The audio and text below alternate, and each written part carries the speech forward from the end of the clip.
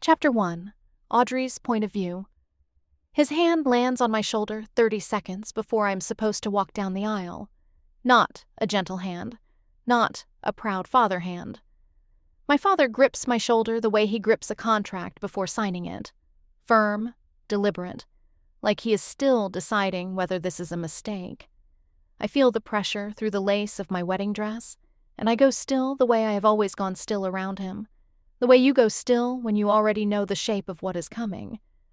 "I need a word with you," he says.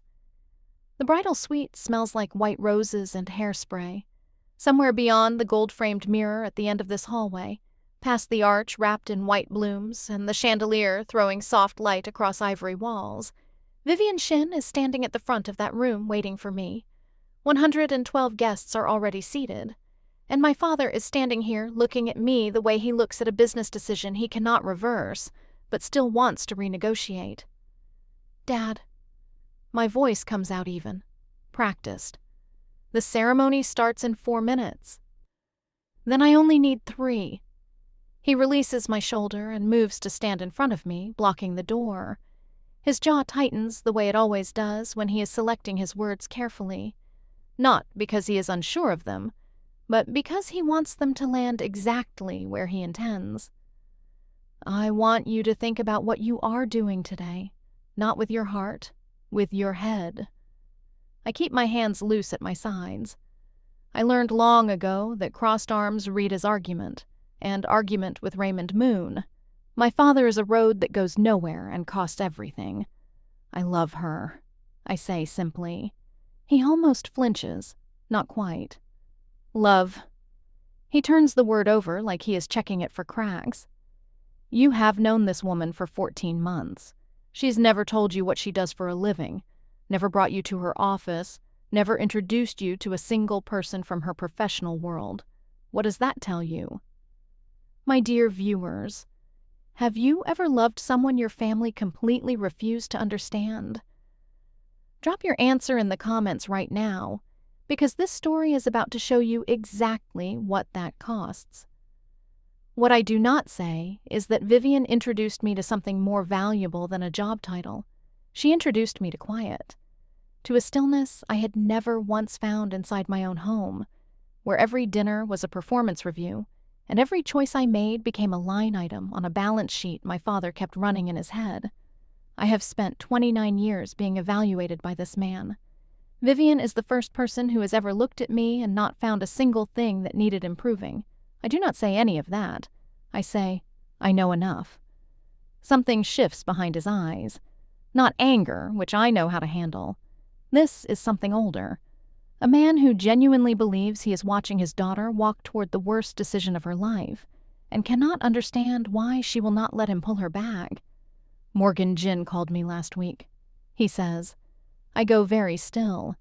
She is arguing a civil rights case before the state Supreme Court next month, recognized by 3 national legal organizations this year alone. A woman like that, and you chose someone who cannot tell you what she does between 9 and 5. He pauses. "Vivian has no ambition.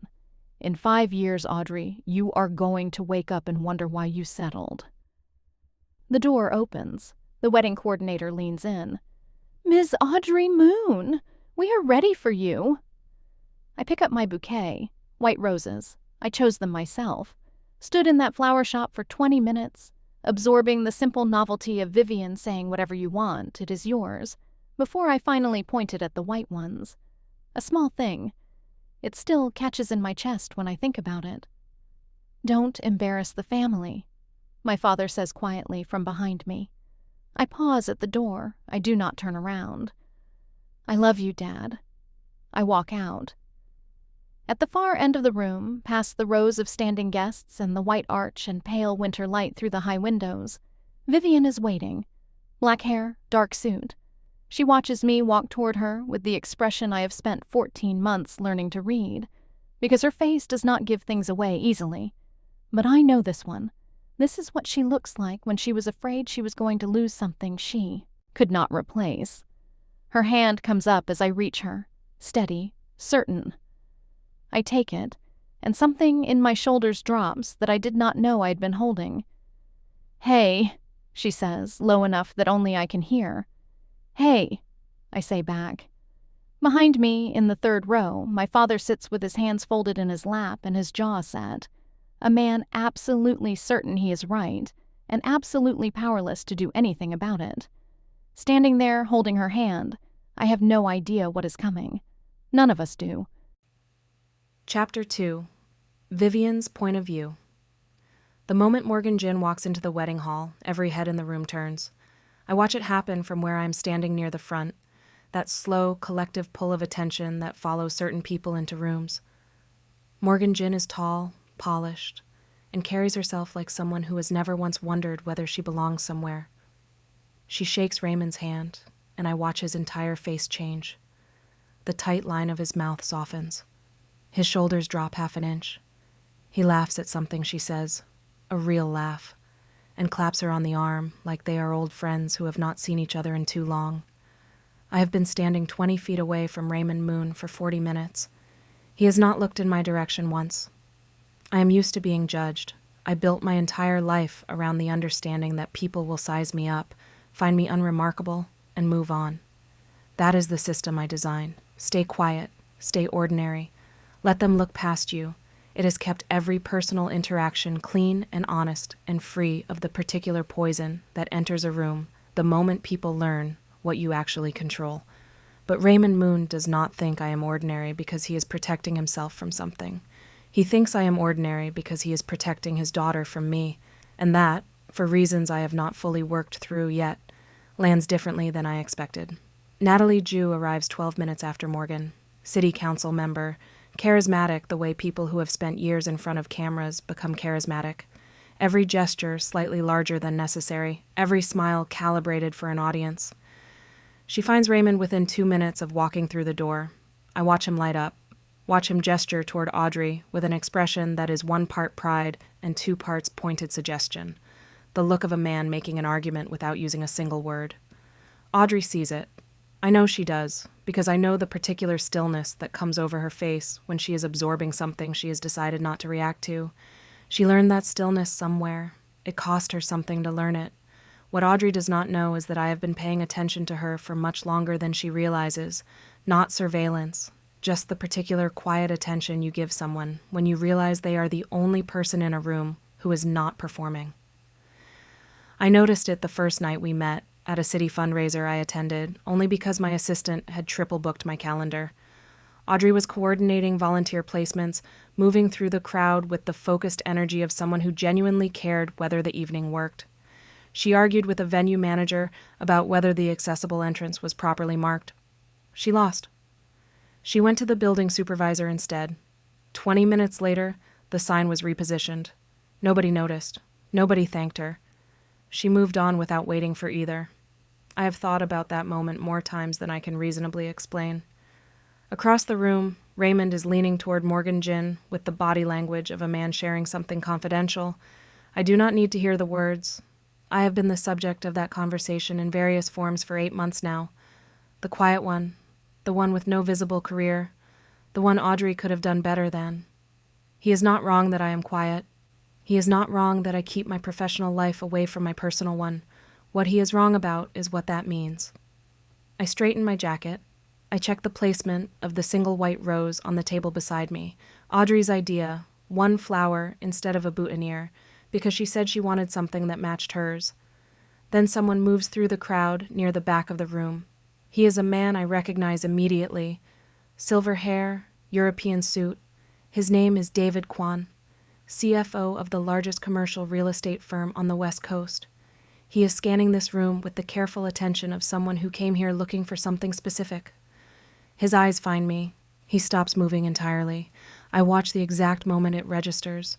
Who I am, what I am, the distance between what he expected to find at this wedding and what he is actually looking at. His expression does not collapse. Men like David Kwan do not let their expressions collapse, but something shifts in the precise way he holds himself, and he begins moving toward me with the unhurried pace of someone who has just recalculated everything about this afternoon. Raymond Moon is still laughing with Morgan Jin across the room. He has no idea what David Kwan's expression means. I do. And for the first time since I arrived at this wedding, The quiet, careful world I have spent years building begins to press against its own walls. Chapter 3. Audrey's Point of View. My father finds me during the reception, and the first thing he says is not congratulations. He says, "Morgan looked wonderful today, didn't she?" It is not a question. He is standing at the edge of the garden terrace with a glass of whiskey, and the particular expression he reserves for moments when he wants to make a point, without appearing to make one. Casual posture, careful eyes. Around us, guests are moving between tables, laughing, refilling their glasses, doing all the things people do at receptions when they are genuinely happy for the couple. My father is the only person at this wedding who looks like he is still working. "She did," I say, because agreeing is faster than the alternative. He nods slowly, like I have confirmed something. "Natalie gave a beautiful toast." A pause. "She has a real gift for connecting with people. Always has." He looks out over the garden, and I understand exactly what he is doing. He is giving me the shape of the argument without the argument itself, the way he has always done, trusting that I will fill in the rest and arrive at his conclusion on my own. He has been doing this my entire life. I used to think it was sophisticated. Now I understand it is just another kind of pressure. I excuse myself before he can finish the thought. My dear viewers, have you ever stood at what should be the happiest moment of your life and still felt the weight of someone else's disappointment pressing down on your shoulders? Leave a comment below, because what I am about to share will show you exactly where that weight comes from. I find a quiet corner near the far end of the terrace, where the white rose arrangements are thickest and the noise of the reception softens into something bearable. Vivian is across the room talking to one of my cousins, laughing at something, a real laugh, the one that reaches her eyes, and I watch her the way I always watch her when she does not know I am looking. She is so completely herself in every room she enters. No performance, no calculation, just presence. I was 7 years old the first time I understood that love in my family came with conditions attached. My older cousin James had just been accepted to Stanford, and my father threw a dinner for him. The good china, the restaurant downtown, the whole production. I remember watching my father look at James the way I had always wanted him to look at me, like he was witnessing something that justified every sacrifice he had ever made. I went home that night and told myself I would get into Stanford too. I did not know yet that the goalpost would keep moving, that Stanford would become a law degree, and a law degree would become a corner office, and a corner office would become the right relationship with the right person who reflected the right image back at him. I spent the next 22 years running toward a finish line that relocated every time I got close. The exhausting part was never the running. The exhausting part was that he was never cruel about it. Raymond Moon has never raised his voice at me, never told me outright that I was not enough. He just kept holding up the next version of what I could be, gently, consistently, with the conviction of a man who believed he was helping. That is the part that took me the longest to name. It is easy to push back against cruelty. It is much harder to push back against someone who loves you and is still getting it completely wrong. Vivian never did that, not once in 14 months. The first time I brought her to a family dinner, my father asked what she did for work. She said she was involved in community development. He waited for more. She smiled and asked him how his logistics expansion into the Portland market was going. He answered, because Raymond Moon will always answer a question about his business. And by the end of the evening, he had talked about himself for 40 minutes and learned almost nothing about the woman sitting across from him. I watched him file it under ambition deficit. He never considered that she simply had nothing to prove to him. I am still standing at the edge of the terrace when my phone buzzes. A message from a colleague at the Housing Coordination Office. A follow-up on a case we closed 3 months ago. The Reyes family. Single mother, 2 kids. A placement that nearly collapsed overnight when the funding disappeared without explanation. I spent 6 hours on the phone that night, pulling every string I had, and nothing worked. And I went home at 2 a.m. feeling like I had failed them completely. Then I came in the next morning, and the shortfall had been covered, anonymously. The family stayed. I filed it as a miracle and moved on because there was always another case, always another family, always another fire to put out. But my colleague's message says it was not the only time. It has happened 4 more times since then. Different cases, different families, different funding gaps that closed overnight, without explanation, without paperwork trails that led anywhere useful. 5 anonymous interventions in 14 months, always exact, always quiet, always enough to solve the problem and nothing more. I lower my phone. 14 months. I look across the reception at Vivian, still laughing with my cousin, still the most genuinely present person in any room she enters. And something that has been sitting quietly at the back of my mind for weeks shifts forward without permission, and I cannot unfeel it now that it has moved. 5 families saved, 5 anonymous donations, 14 months. The same 14 months I have known Vivian Shin. Chapter 4. Vivian's Point of View. David Kwan reaches me before the first dance. "Vivian Shin," he says, low enough that only I can hear it. Not a greeting, a confirmation, like he needed to say it my name to be sure it is me. "David." I keep my voice easy, my posture open. "I did not know you were acquainted with the Moon family. Raymond and I sit on the same trade board." His eyes move briefly across the room, to Raymond, to Audrey, back to me, and I watch him assemble the full picture in real time. The wedding, the bride, the woman who stood at the front of the ceremony in a dark suit.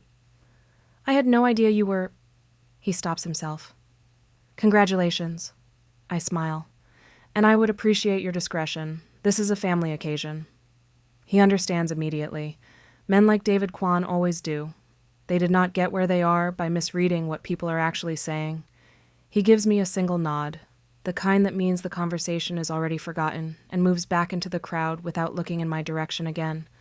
I pick up my glass and take one slow, measured sip, and I do not let a single thing show on my face, because there are still 112 people in this room, and any one of them could be watching.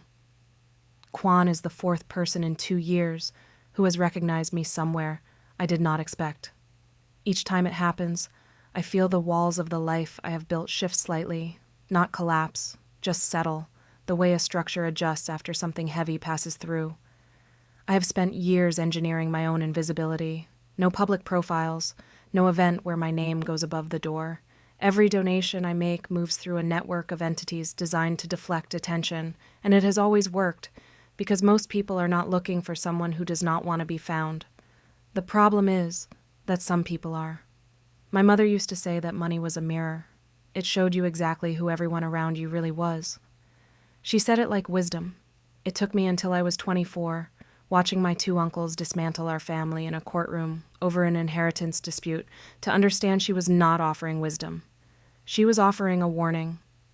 I watched people who had sat at our dinner table my entire childhood suddenly move when there was enough money on the table to make the math of loyalty shift. I rebuilt from that. I separated my public entities from my private ones, my professional identity from my personal life, the version of me that existed in boardrooms from the version that existed everywhere else. For years it worked cleanly, and I told myself the trade was worth it, because at least every interaction I had outside of work was honest. After the night I met Audrey at a city fundraiser, I went back through my foundation's housing program reports and found her name in 6 of them.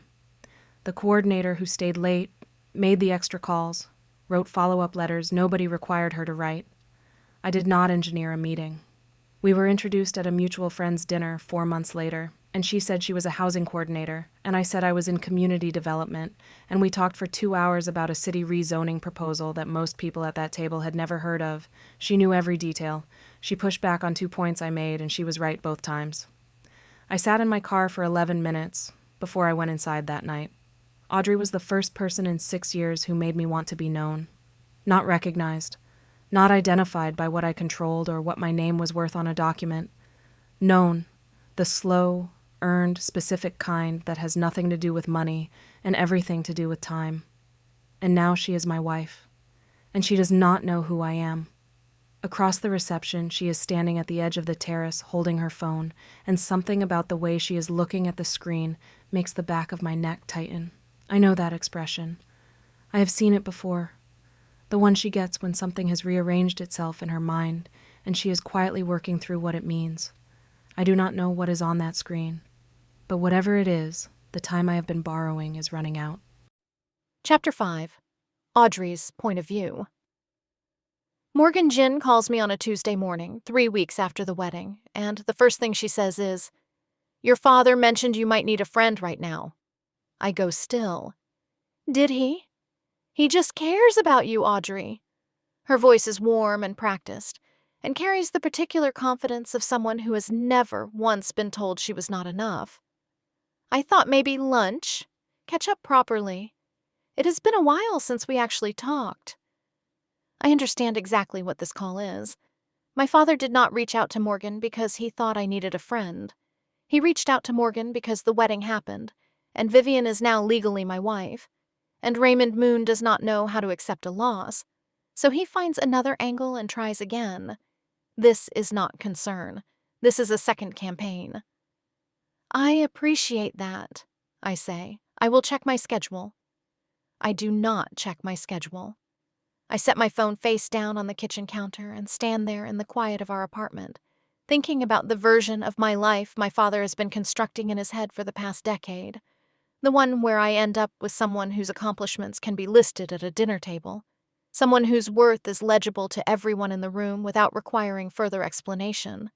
Dear viewers, has anyone in your life ever made you feel like the choices that made you happiest were somehow the wrong ones? Drop your answer in the comments. The honest truth is that Morgan Jin is exceptional. She is brilliant, driven, and genuinely committed to her work. And if I had met her in a different season of my life, I might have fallen for exactly what my father sees in her. But I did not meet her in that season. I met her the same year I met Vivian, and the difference between those two experiences was so complete that it was less like choosing between two people and more like finally understanding what I had been missing and what I had been drowning in. With Morgan, every conversation was a resume. Not intentionally. I do not think she was performing for me specifically. I think that is simply how she moves through the world, with her achievements worn close to the surface, always available to remind the room of what she was worth. I spent 29 years living inside that same dynamic, and by the time I met her, I was so exhausted by it that 5 minutes in her company felt like being asked to run a race I had already retired from. Natalie Ju was different in style, but identical in effect. Warm where Morgan was precise, but the same underlying current, the constant hum of someone who needed to be seen as significant, who measured the success of an evening by whether the right people had noticed her in it. My father called her magnetic, told me once, with complete sincerity, that a woman like Natalie understood how the world actually worked. I never told him what I actually thought, which was that I already knew how the world worked and I was exhausted by it. Then there was Vivian, who asked my father about his employees by name at their first dinner and remembered the answers 3 months later, who spent an entire Saturday morning helping my neighbor carry boxes up 4 flights of stairs because she happened to be there, and the neighbor looked tired, who, when I asked her once what she was most proud of in her life, went quiet for so long I thought she had not heard the question, and then said very carefully, "I think I am still working on that." Not a deflection, not false modesty. An honest answer from someone who had not yet decided the question was settled. I chose her before I fully understood why. I think that is the only way you ever really choose someone, before the reasons are complete, before the evidence is fully assembled, in the space between knowing and simply feeling that this is the direction you are supposed to move in. I am at the kitchen window when I hear Vivian's key in the door. She comes in the way she always does, quietly, without announcement, dropping her bag on the chair by the entrance. But something about her today is different. She's holding herself in that particular way she does when something is sitting heavy on her.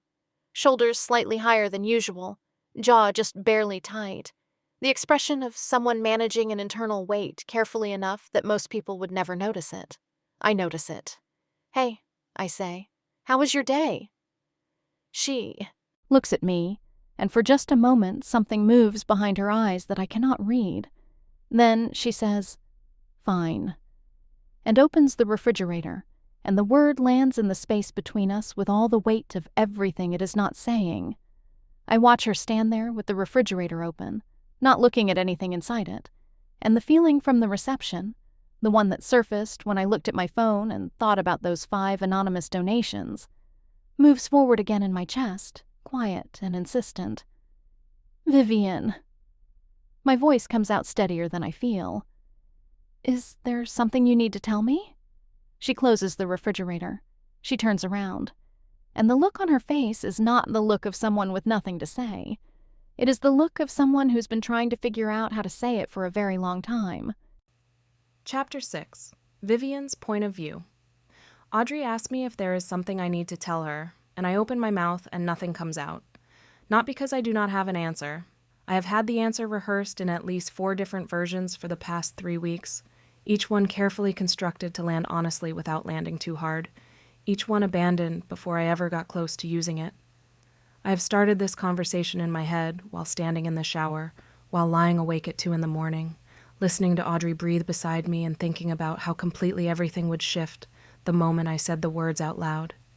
She is watching me from across the kitchen with that particular stillness of hers, not accusing, not impatient, just waiting with the focused attention she gives to everything that matters to her. She does not perform concern. She just gives it, cleanly and without conditions, and somehow that makes it harder to receive than anything else I have ever been offered. There are things about my work, I start, that I have not been fully open about. She does not move. Okay, she says.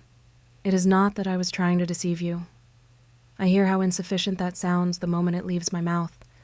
The way I have structured my professional life, it is deliberate. It has always been deliberate. And explaining it requires explaining things I have not explained to anyone, ever. She is quiet for a moment. Vivian. We have been together for 14 months and married for 3 weeks. You can tell me.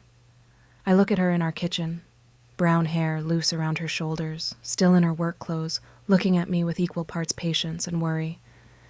And I feel the full weight of what I have been carrying press against the inside of my chest in a way it has not done in years. I have told myself for months that I was waiting for the right moment. The honest version of that is that I was waiting for a version of this conversation that did not exist. One where I could tell her the truth without changing the way she looked at me. That version does not exist. I have always known that. I need a little more time, I say instead. Just a few days. There are things I need to arrange before we talk about this properly. I want to do it right. She had this careful expression of someone deciding how much trust to extend and in which direction. Okay, she says finally. A few days. I move toward her and she lets me, and I put my arms around her and she puts hers around me, and we stand in the kitchen in the kind of quiet that is not peaceful, but is at least honest about what it is. 2 people holding on to something, while one of them figures out how to stop being afraid of it. I spend the next 4 days constructing the conversation in my head, different openings, different framings, different ways to explain that the entities she has probably already started researching, because I know Audrey, and I know that when something surfaces in her mind, she follows it quietly until she understands it. All led back to me, without making that feel like a trap she walked into without knowing. On the 5th day, my phone rings at 6:47 in the morning. It is Thomas Reeves, my chief financial officer, and he does not call me at this hour unless something has already gone wrong and the window for containing it is closing fast. I step out of the bedroom and close the door softly behind me. Talk to me, I say. The Pacific Northwest logistics sector took a significant hit overnight, Thomas says. 3 major carriers pulled contracts simultaneously. Recession indicators have been compressing for weeks, and this morning they moved. A pause. Moon Logistics is on the exposure list. Raymond Moon's company. They are carrying debt from the Portland expansion at exactly the wrong time. If the contract losses hold, they are looking at layoffs within 60 days. I stand in the hallway outside our bedroom. On the other side of that door, Audrey is still asleep. Raymond Moon's company, the man who stood in a bridal suite 5 weeks ago and told his daughter not to embarrass the family. The man who has spent 8 months looking across dinner tables at me and finding nothing worth his respect. His company is now sitting at the edge of a cliff, and the only person in this city with the resources and the speed to pull it back is standing in his daughter's hallway in the dark. I need the full exposure report on my desk in 2 hours, I say. Already compiling. Thomas says. I hang up. I stand in the hallway for a long moment, and what I feel is not satisfaction, not even the complicated human flicker of something like justice that I might have expected. What I feel is tired of secrets, tired of the carefully maintained distance between what I am and what the people closest to me are allowed to know. Raymond Moon's company is in trouble, and Audrey cannot find out how it gets saved. Not yet. Not like this. Not until she hears it from me first. Chapter 7. Audrey's Point of View. My father calls me on a Wednesday afternoon to tell me that Morgan Jin saved his company, and the pride in his voice is so complete and so unguarded that for a moment I do not recognize it as belonging to the same man who told me not to embarrass the family 5 weeks ago. She made some calls, he says, and I can hear him moving through his office, the familiar creak of the floorboards near his desk that I have known since childhood. She has contacts in the private investment sector that most people spend careers trying to build. One conversation, Audrey, one conversation, and she had the right people looking at our numbers within 48 hours. A pause waited with everything he wants me to understand without saying it directly. That is what it looks like when someone has real connections, real standing. I am sitting at my desk at the Housing Coordination Office. I hold the phone very still against my ear. I am glad the company is going to be okay, Dad. We are more than okay. His voice lifts. The investor moved fast, no conditions, just capital clean and immediate. Morgan says that is how the best people operate, quietly, without needing the credit. Another pause. She is remarkable, Audrey. She really is. I say goodbye and set my phone down and sit there looking at nothing in particular. The thing about my father's version of this story is that it is not entirely wrong. Morgan Jin does have investment contacts, and it is entirely possible she made calls that opened doors. But something about the specific details does not match what I know about how Morgan operates. She is a woman who understands the value of visibility, who has built an entire career on being seen doing the right thing in the right rooms by the right people. An anonymous investment with no press release and no acknowledgement would be, for Morgan, a wasted opportunity. I think about Vivian instead. Who asked for a few days 3 weeks ago and has not yet had the conversation she promised me.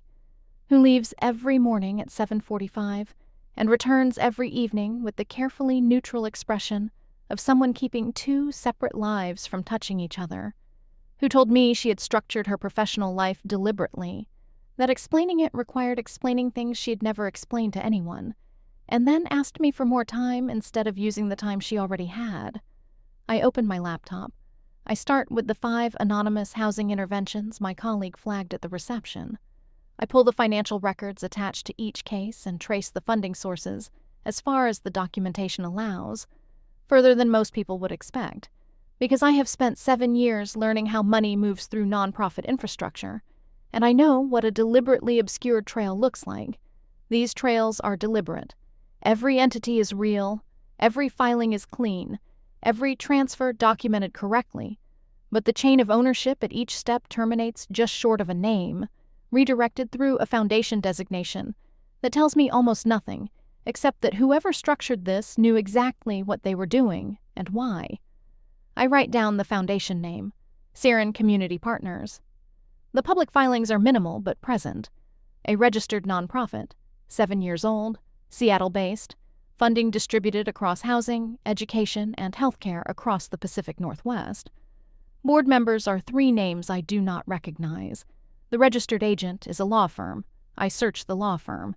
It appears in the incorporation documents of 11 other entities, all structured the same way. Clean, minimal, deliberately unremarkable. I write down the 11 names and I start searching each one. And 40 minutes later, I have a map on my notepad that looks like a web with no visible center. Every thread leading to another thread. Every foundation connected to another foundation. None of them connected to a human being I can identify. Except one. One entity, a real estate holding company called Shin Capital Partners, has a filing from 4 years ago that predates the full obscuring infrastructure, back when the documentation was slightly less careful. In that filing, in a routine amendment buried on page 9, There is a name listed as the original managing member before the restructuring transferred control to a board, Vivian Shin. I sit back in my chair. I read the name again. I look at my notepad with its web of connected foundations and holding companies and funding trails, and I think about 5 families who kept their homes. I think about my father's company and capital that moved in 48 hours with no conditions and no publicity. I think about a woman who comes home every evening carrying something she has not yet found the words for, who told me the way she structured her professional life was deliberate. I think about what deliberate means when you are looking at this map. I close my laptop. I walk out of the office into the late afternoon, and the city looks exactly the same as it did this morning, and I feel like I am standing in a version of it I have never been in before. Vivian is already home when I get there. I can hear her in the kitchen. I stand in the entrance hallway with my bag still on my shoulder, and my heart moving at a speed I'm pretending not to notice. And I think about what I know and what I do not know yet, and how much distance still exists between those two things. Then I walk in. Chapter 8. Vivian's Point of View. Audrey walks into the kitchen and puts her bag down, and the first thing I notice is that she does not say anything. Not a greeting. Not the small, easy exchange we have developed over 14 months. The how was your day, the I picked up groceries. She just sets her bag on the counter and stands there, and the silence she brings into the room is different from her usual silence. Her usual silence is comfortable. This silence has weight. This silence is the kind that forms around something a person is deciding whether to say. I turn from the stove, I look at her, and I know immediately, with the clarity that comes from paying very close attention to someone for a long time, that something has shifted. "Hey," I say, keeping my voice easy. "Hey," she says back. She looks at me for a moment with that direct, unhurried look of hers, and then she pulls out a stool at the kitchen island and sits down. Not agitated, not confrontational, just present in the deliberate way she gets when she is processing something large and wants to do it carefully. "Vivian," she says, "I found something today." My dear viewers, this is the moment every relationship eventually arrives at, the moment when what one person has been hiding and what the other has been quietly discovering finally end up in the same room together. Drop a comment below, because what happens next between these two women is going to change everything. My hands stay still on the counter. "What did you find?" She takes her phone out and sets it on the island between us, screen up. On it is a photograph of a page from a legal filing. Small print, formal document language, the kind of thing that takes years of practice to read. I recognize it immediately. I know exactly which page it is and exactly which line she found, because I have thought about that specific filing every day for 4 years. The one administrative error in an otherwise airtight infrastructure. The one moment before I fully understood how to make the walls high enough that nobody could see over them. Vivian Shin, original managing member, Shin Capital Partners. I traced the housing program funding, she says. Her voice is even, measured. All 5 cases go back to the same network of foundations and holding companies, and that company is the one place where the structure was not fully closed. She pauses. And then there is my father's company. The investor, who moved in 48 hours with no conditions and no publicity, while everyone assumed it was Morgan. She watches my face. "It was you, wasn't it?" Not a question. I have rehearsed versions of this conversation for months. Careful, structured versions where I controlled the pacing and the order in which information arrived. I had a whole architecture built around this moment. All of it is irrelevant now because Audrey got here on her own. "Yes," I say. "It was me." She absorbs that, does not react visibly, does not look away. "How much of what I found is yours?" "Most of it," I say. "The foundations, the holding companies, the investment infrastructure, the housing programs have been running for 7 years.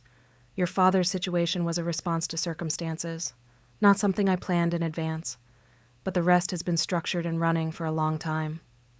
The kitchen is very quiet. "Why didn't you tell me?" she asks, still even, still measured. But underneath the evenness, there is something I have been afraid of since the first night I understood that I wanted her to know me. The the careful stillness of someone deciding whether they have been deceived or simply protected, and working out which of those two things they are actually holding. Because I did not know how to tell you without it changing everything, I say. Because every time I have told someone who I am before they knew me, the knowing me part stopped. And I did not want that to happen with you. I pause. I was afraid that the moment you understood what I controlled, you would stop seeing me and start seeing that instead. She is quiet for a long moment, long enough that I feel the full exposure of what I have just said. Not the financial disclosure, not the foundations and the holdings. The other thing, the more honest and more frightening thing underneath all of it. I need to think, she says finally. She stands up from the stool. She does not leave the room. She just walks to the window and stands there with her back to me, looking out at the street below, and I stay on the other side of the kitchen and let her have the silence, because it is the only thing I can give her right now that is completely and without question hers. Then her phone buzzes on the counter. She picks it up, reads the screen, and something in her posture changes in a way I cannot fully read from where I am standing. "It is my father," she says quietly. "He wants to have dinner. He says he has something he needs to tell me about the investor." She looks up at me. He has been looking into it. The small closing window I had left, the chance to tell her everything myself, on my terms, before anyone else assembled the full picture, snaps shut. Raymond Moon is already pulling the thread. Chapter 9. Audrey's Point of View.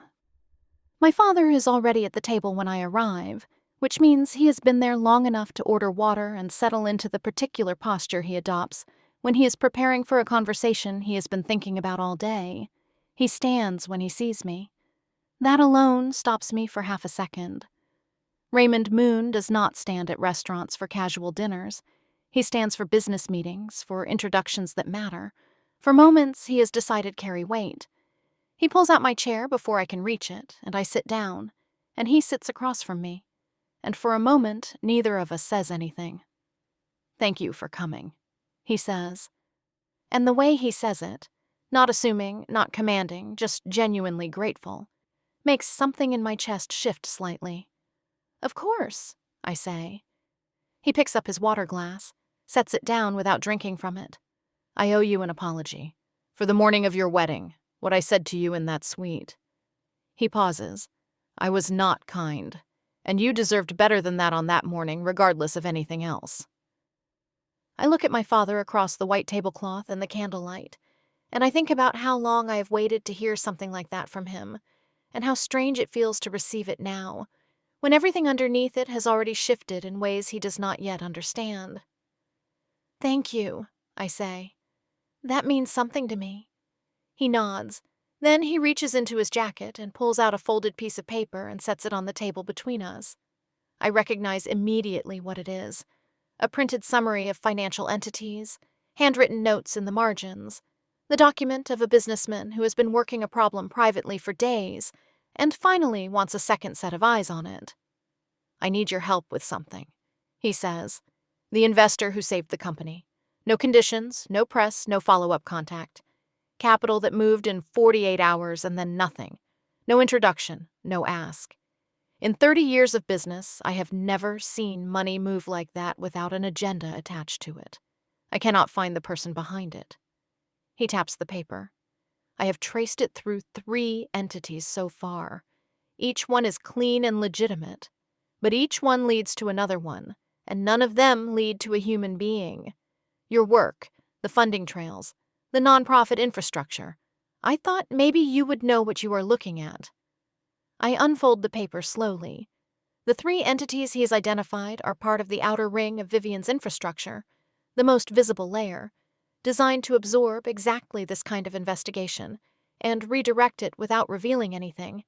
He has done well to get this far on his own. "Walk me through what you found," I say.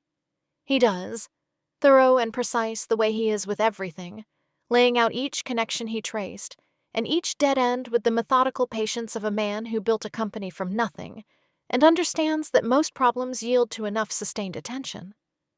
I listen. I ask questions I already know the answers to. Not to deceive him, but because the answers need to come from the trail itself, not from me. Or the moment he arrives at the name will not carry the weight it needs to carry. The registered agent keeps appearing, I say, pointing to a line on his paper. The same law firm across multiple entities. When a firm appears more than twice across an ownership structure this size, it means someone retained them specifically to maintain consistency across the whole network. That takes resources and planning. I pause. Pull the firm's founding documents, not their client list. You will not find that, their own founding documents. Sometimes original partners left affiliations that point somewhere useful. He writes that down. His handwriting has not changed since I was a child. 20 minutes later, he has the firm's founding documents on his phone. I watch him read. I watch his eyes move down the page. I watch him stop. One of the founding partners, he says slowly. Before he joined the firm, he was general counsel for a private equity group. He looks up at me. Shin Holdings. The name sits on the table between us. He looks back at his phone. Types, reads, types again. The restaurant moves around us. Glasses clinking, quiet conversation, a waiter passing between tables. And my father sits completely still in the middle of all of it. Vivian Shin, he says, very quietly, almost to himself. He keeps reading. I watch him absorb what the search returns, not just the investment, not just the housing foundations, but the full scope of what Vivian Shin actually is. The holdings, the assets, the companies most people in this city use daily without knowing who owns them, the wealth that has never needed to announce itself. He sets his phone down. He does not look at me immediately. He looks somewhere above my left shoulder, and I watch the private, difficult work of a proud man recalibrating everything he was certain of, and I do not rush it, and I do not fill the silence, because he has earned this moment, and so have I. Then he looks at me, and in his eyes I see the exact moment he understands that I am not surprised. You already knew, he says, not an accusation, not anger. The quiet, stunned recognition of a man who just realized his daughter has been sitting across from him this entire dinner, carrying the complete answer to a question he thought only he was asking. Yes, I say, I already knew. My father looks at me for a long moment, and something moves across his face that I have never seen there before. Not in 30 years of dinners and arguments and silences and words carefully chosen to land exactly where he intended. It looks, for the first time in my life, like a man who is no longer sure he was right. Chapter 10. Author's Point of View. Vivian is still awake when Audrey gets home. She is sitting at the kitchen island with a glass of water she has not touched, still dressed, the apartment quiet around her in the particular way it gets late at night when the city outside has finally settled. She looks up when Audrey comes through the door, and what is on her face is the thing Audrey has been thinking about the entire drive home. Not guilt, not defensiveness, not the careful, neutral expression Vivian uses when she is managing something. Just the raw, unguarded face of someone who's been sitting alone for 3 hours, waiting to find out if the most important thing in their life is still intact. Audrey sets her bag down. She sits on the stool across from Vivian. She looks at her for a moment without saying anything, and Vivian looks back, and the silence between them is different from any silence they have shared before. Not comfortable, not tense, but open, the way a room feels when all the windows have finally been unlocked. I had dinner with my father, Audrey says. I know. Vivian's voice is quiet. How did it go? He found you. Audrey watches her face. He traced the investment back to Shin Holdings. He knows who you are. Vivian absorbs that with the stillness she brings to everything that matters. And you, she says carefully. How long have you known the full picture? Since you told me in this kitchen, Audrey says, but I had been putting pieces together since the reception. Vivian is quiet for a moment. Are you angry? Audrey thinks about that question the way it deserves. She thinks about 14 months of falling in love with a woman who never once evaluated her, never once held up a version of her she was supposed to become, never once filled the space between them with the noise of her own achievements. She thinks about 5 families who kept their homes and never knew who made it possible. She thinks about her father's company and capital that moved in 48 hours with no conditions and no credit taken. And she thinks about the night Vivian said, "I think I am still working on that," in answer to a question about what she was most proud of. A woman who controlled more than most people in this city would ever know, and still had not decided the question of her own worth was settled. "No," Audrey says. "I am not angry." Vivian looks at her like she did not hear that correctly. "I understand why you did it," Audrey says. "I have spent my entire life around people who performed their value for an audience. You spent your entire life watching what happened when people knew yours. We were both exhausted by the same thing from opposite directions." She pauses. "What I wish is that you had trusted me sooner. Not because I needed to know, because you needed to say it. Because carrying that alone for 14 months cost you something, and I was right there." Something in Vivian's face breaks open in a way Audrey has never seen before. Not dramatically, quieter than that. The expression of someone who prepared for every possible response, except the one they actually needed, and is now sitting with the full weight of being understood. "I was afraid," Vivian says. "Every time I started to tell you, I thought about the ones who came before you. The ones who stayed after they found out and loved me differently because of it. The ones who left because they realized they had been after something they had not gotten yet. I could not stand the idea of watching you become someone different in front of me, of losing the version of this that was just us, before any of it meant anything." "It was always just us," Audrey says. "It still is." Vivian looks at her across the kitchen island, and Audrey looks back, and what settles between them is not relief exactly and not resolution exactly. It is something quieter and more permanent than either of those. The specific peace that comes when you realize the ground you have been standing on was solid all along, even when you were too afraid to test it. Audrey reaches across the island and puts her hand over Vivian's. Vivian turns her hand over and holds it. And then Audrey stands, and she walks around the island, and she takes Vivian's face in both hands the way you hold something you were afraid of losing, and she kisses her, with the full, unhurried weight of someone who has made a decision and is done being afraid of it. Vivian's hands come up and find Audrey's waist, and for a long moment the kitchen is nothing but the two of them and the quiet and the late-night city moving outside the window, and everything that needed to be said has been said, and everything that needed to be chosen has been chosen. Then Audrey's phone buzzes on the counter. A message from Raymond. She picks it up and reads it again, and sets it down and looks at Vivian. "He wants to meet you," Audrey says. "Vivian Shin. He says—" She stops for a moment, because the words are ones she did not expect from Raymond Moon. Not in this order, not with this phrasing.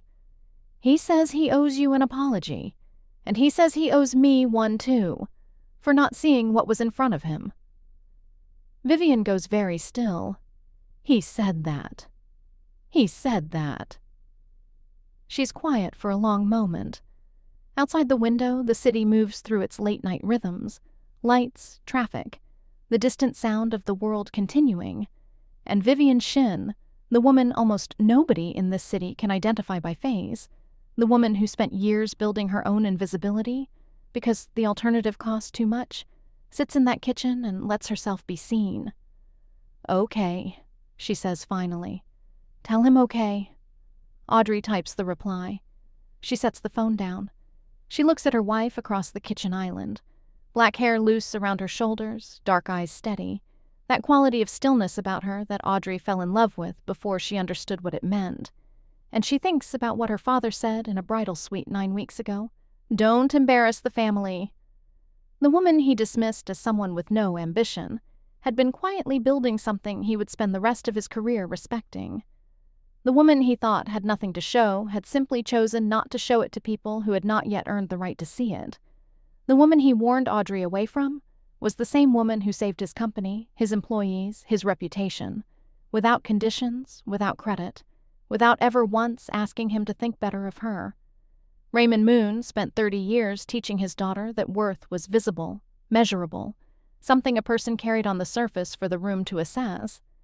Vivian Shin spent 30 years proving that the most significant things a person can do are the ones that never make it into any room at all. Some people spend their lives chasing status. Audrey chose the woman who never needed it. And somewhere across the city, Raymond Moon is sitting alone at a table with his phone in his hand, and a name on the screen that has rearranged everything he thought he knew. And for the first time in as long as his daughter can remember, he has nothing left to say. If this story moved you even a little, if you have ever been underestimated by someone who loved you, or loved someone your family refused to see, hit that like button right now, because this one was for you. If you are new here, and this is the first story you have watched on this channel, subscribe and stay, because there is so much more coming. Drop your city or country in the comments. I want to know how far this story has traveled. Thank you for watching.